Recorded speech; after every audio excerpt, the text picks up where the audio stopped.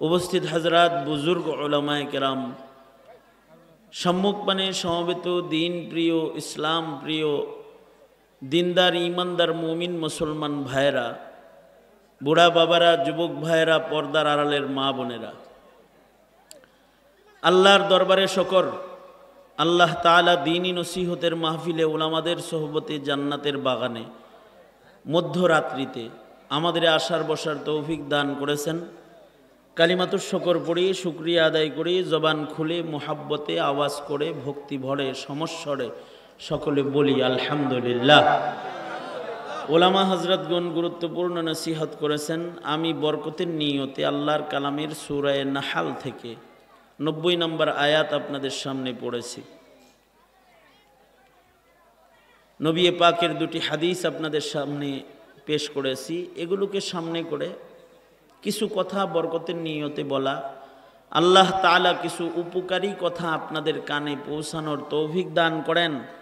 আপনারা দোয়া করুন, বলুন আমিন। মোহতারাম হাজিরিন, আল্লাহর কোরআনের এটা একটা গুণ, আল্লাহর কোরআনের একটা এজাজ, একটা অলৌকিকত্ব এটা, যে কোরআন মজিদের মজলিসে যদি কেউ বসা থাকে তো তার দিলের কালি দূর হইতে থাকে। পানির ভেতরে, ঢেউয়ের ভেতরে যদি কেউ দাঁড়ায় থাকে তার গায়ের ময়লা থাকে না, যায়? হ্যাঁ, ময়লা দূর হয় না? কোরআনের মাহফিলে এত বেশি পরিমাণে রহমত বরকত বর্ষিত হয়।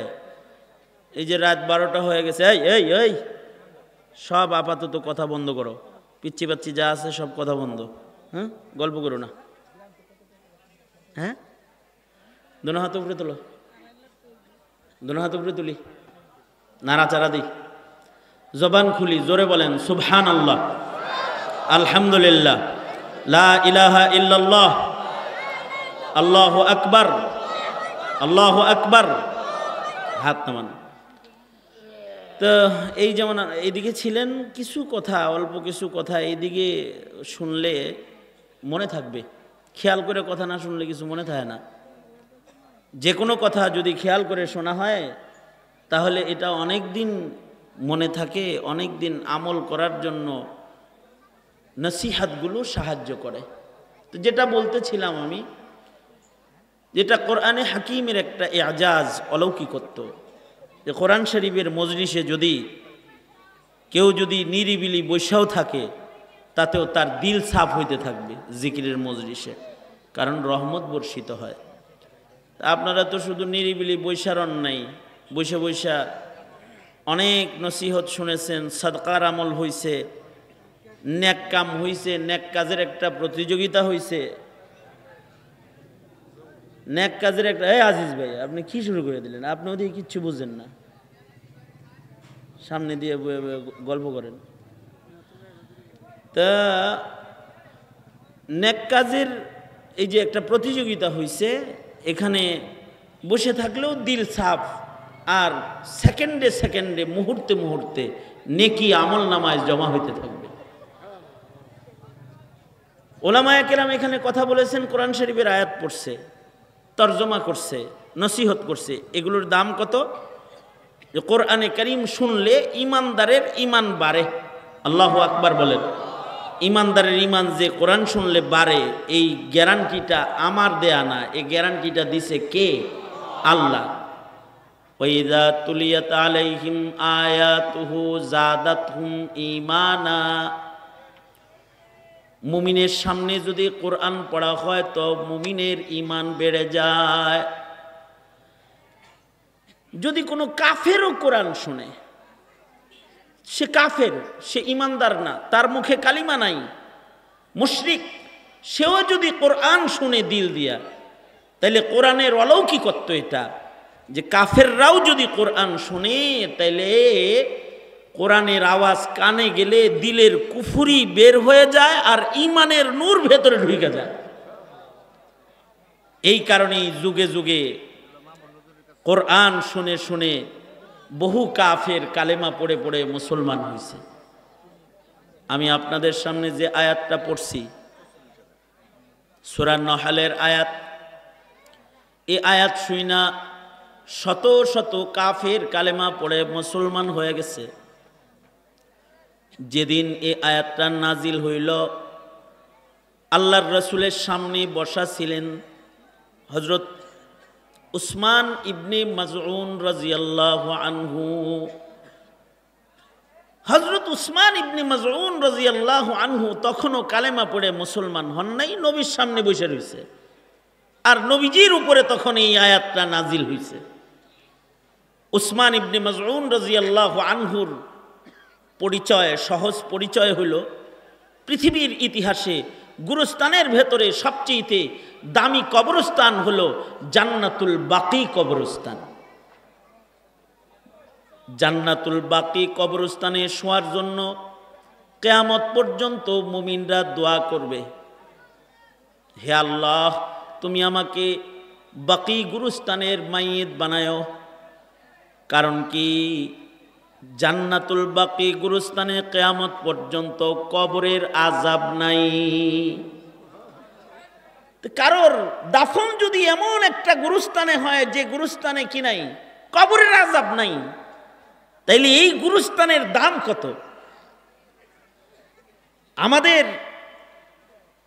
আমাদের দুর্বলতা হলো আমরা শ্বশুর বাড়িটা ভালো হোক এটা চিন্তা করি। কারোর শ্বশুর বাড়ি যদি গাঙ্গের ওই পার হয়, গাড়ি যাইব না, তাহলে পছন্দ হয় না, কি শ্বশুর বাড়ি গাঙ্গের ওই পার। অথবা যদি শ্বশুর বাড়ি গাড়ি চালায় যাওয়ার রাস্তা না থাকে, ক্ষেতের আইল দিয়া যাইতে হয়, এমন শ্বশুর বাড়ি আছে না আমাদের আজিমপুর দেওয়া অনেকের? ছায়া রয়েছেন কে? নাই, আছে তো। তখন ওই বাড়ি মেয়ে বিয়ে করতে চিন্তা করে যে শ্বশুর বাড়ি এই বাড়িতে যাইতে যদি রাস্তা না থাকে কেমন হয়। এই কারণে অনেক সময় মেয়ে পছন্দ হইলেও বিয়ে করে না। অথচ এই লোকটা শ্বশুর বাড়ি যাইব বছরে 2 বার অথবা 3 বার অথবা 4 বার, বুড়া বয়সে যাইব সারা বছরে 1 বার। সারা বছরে কয়েকবার যে বাড়িতে সে যাবে, তাও দিনের বেলায় যাবে, 1 রাত থাইকা মানুষ ঘুম থেকে ওঠার আগে সে বিদায় নেবে। এমন যদি হয়, এই শ্বশুর বাড়ির অবস্থান যদি অসুন্দর হয়, তাহলে যদি বউ পছন্দ না হয়, অথবা নিজের বাড়ির জায়গা খরিদ করবে, এটার যাওয়ার রাস্তা যদি সুন্দর না হয়, বাড়ির জায়গা যদি পছন্দ না হয়, যে বাড়িতে তার থাকতে হবে 50 বছর, 40 বছর, 60 বছর, 70 বছর, 90 বছর মুশকিল।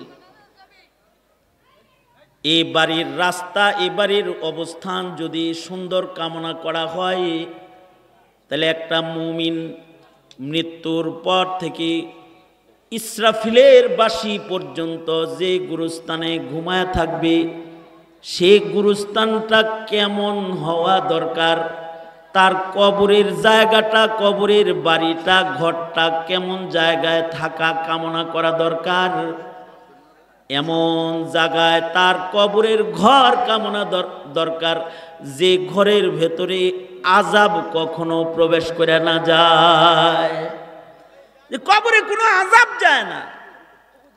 বিদ্যুৎ আছে এমন এরিয়ায় যদি বাড়ি হয়, তাহলে যেমন পরের বাড়ি বিদ্যুৎ থাকলেও এই বাড়িতে কিছু আলো আসে, ওই রকম কবরের ঘরটা যদি ভালো কবরের পাশে হয় অথবা ভালো জায়গায় হয়, তাহলে তার কবর ঘর সুন্দর হয়।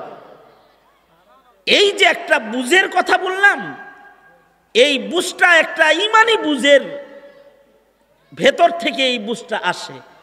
যদি ইমান কারোর ভেতরে থাকে, আর যদি কারোর ভেতরে কবরের বিশ্বাসী না থাকে, নাস্তিক মার্কা হয়, হে কবরের আযাব বিশ্বাস করে না, কবরের সাপ বিচ্ছু বিশ্বাস করে না, কবরের সওয়াল জবাব বিশ্বাস করে না, যদি তার ইমানটা এত দুর্বল হয়, তাইলে আর তার এমন চিন্তা ভাবনা কিছু আসবে না।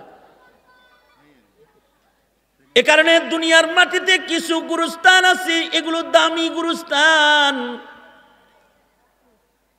যে গুরুস্থানটা রাসূলের কবরের কাছে, গুরুস্থানটা হলো সারা পৃথিবীর সবচেয়ে দামি কবরস্থান, জান্নাতুল বাকি। জান্নাতুল বাকি গুরুস্থানের মাইয়িত যদি কেউ হয়ে যায় তাহলে তার কবরের আযাব মাফ। আল্লাহু আকবার, কবরের আযাব তার মাফ। অথবা যদি মক্কায় যায় কেউ মরে আর তার কবরটা যদি হাজীদের কবরস্থানে হয়, হাজীদের কবরে আযাব নাই। এবং আশ্চর্য বিষয় হলো হাজীদের গুরুস্থানে অন্য কাউকে মাটি দেওয়া হয় না। পৃথিবীতে কিছু কবরস্থান আছে যেখানে অন্য কাউকে মাটি দেওয়া হয় না। মদিনার বাইরে মারা গেলে তাকে মদিনায় মাটি দেওয়া হয় না, মদিনার ভিতরে আর ঢুকানো হয় না। তার মানে হলো তার কবর আল্লাহ মদিনায় কবুল করে নাই, বাইরে মরছে বাইরেই রাখো। আর বাহির থেকে গিয়েও কেউ যদি মদিনায় মারা যায় তার লাশ আর ফেরত দেওয়া হয় না, তাকে আল্লাহ পছন্দ করেছে, তাকে মদিনায় শোয়ায় দাও।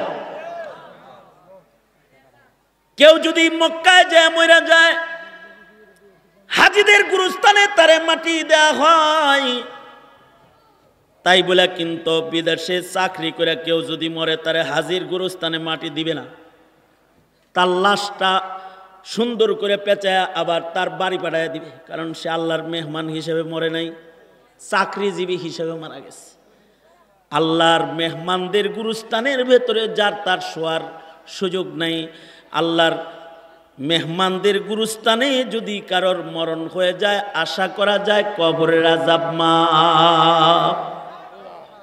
কবিদের ভেতরে একজন কবি আছে যার কথা সকলে স্মরণ করে বড় গর্বের সাথে। তাদের ভেতরে যে সকল কবির কথা স্মরণ করা হয় গর্বের সাথে, তাদের ভেতরে কবি নজরুল একজন। কবি নজরুল তার বসত ভিটার চিন্তা যতটা করছেন তার চেয়েতে কবরের চিন্তা বেশি করেছেন। শেষ বেলায় তার কবর যেন মসজিদের পারে হয় এজন্য সে কবিতাও লিখেছে। মসজিদেরই পাশে আমার, মসজিদেরই পাশে আমার কবর দিও ভাই, যেন গড়ে থেকেও মুয়াজ্জিনের আজান শুনতে পাই। একটা সুন্দর কামনা। ভালো গুরুস্থানের মাইয়িত হতে পারা নসিব কপালের ব্যাপার। এই কবরস্থানের পাশের এই মাদ্রাসাটা নিয়ে যখন আমার আব্বা খুব পেরেশান, তো আমি আমার আব্বারে জিজ্ঞাসি যে আব্বা এই মাদ্রাসা নিয়ে আপনি এত পেরেশান কেন? আমরা নিজেরা কত মাদ্রাসা করছি, উমরে আছে, বাড়িতে আছে, এদিকে আছে, এটা নিয়ে এত পেরেশান কেন? অসুস্থ বদন নিয়ে এখানে শুয়ে থাকেন কেন, ঘরে শুয়ে থাকতে পারেন না? তো আব্বা জান কেঁদে কেঁদে বলে, বাবারে আমি তো মরে যাওয়ার পরে এই আজিমপুর গুরুস্থানে আমার কবর দিবে, আমি এখানে ঘুমানোর নিয়ত, তা আমার কবরটা যে জায়গায় হবে ওই জায়গায় যদি সুন্দর কোরআনের তেলাওয়াত হয়, ওই জায়গায় যদি আলেমী দ্বীন গঠন হয়, ওই জায়গাটা যদি আবাদ হয়, তাহলে আশা করা যায় আমলের প্রভাবে কবরে আযাব হবে না। আল্লাহু আকবার কাবীরা। এটা একটা ভাবনা, এটা একটা ঈমানি জগতের বিষয়। তা হযরত উসমান ইবনে মাজউন এমন একজন মাইয়িতের নাম, এমন একজন সাহাবীর নাম